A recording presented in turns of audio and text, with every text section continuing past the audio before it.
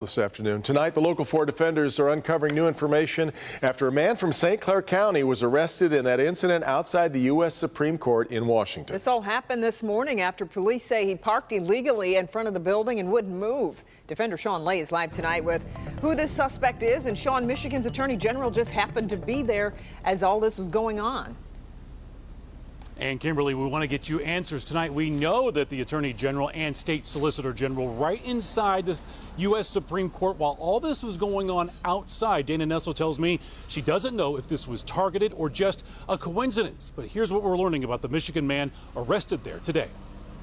A St. Clair County man causing this dramatic scene right outside of the U.S. Supreme Court in Washington. Police just carried out a controlled detonation. U.S. Capitol Police setting off what is called a flashbang to take the driver of that suspicious vehicle into custody. That man refusing to cooperate with police, and police say he made a threat. The man refused to talk, made a statement to the effect of time for talking is done. Photos taken at the scene show police arresting the man. Police identified him as 55-year-old Dale Melvin from Kimball Township in St. Clair County.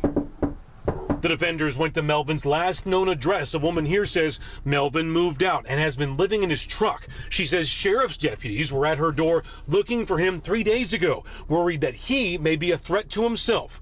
Neighbors say Melvin was outspoken. Bossy, awful bossy.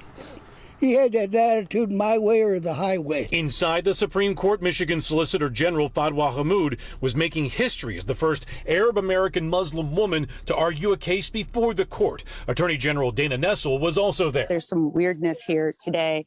You know, they shut down, the whole street.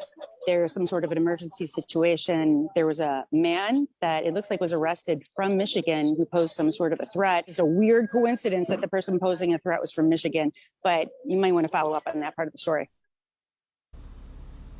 No one injured in all of this. The U.S. Capitol Police say all of it remains under investigation. In the meantime, we alluded to State Solicitor General Fadwa Hammoud. We're going to hear from her moments after she was before the Supreme Court today arguing on behalf of the state. We'll hear from her at 5:30. Kimberly. I'm just curious, Mr. Melvin, does he have any criminal history?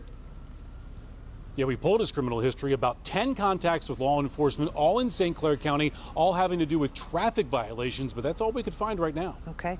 Sean, thanks.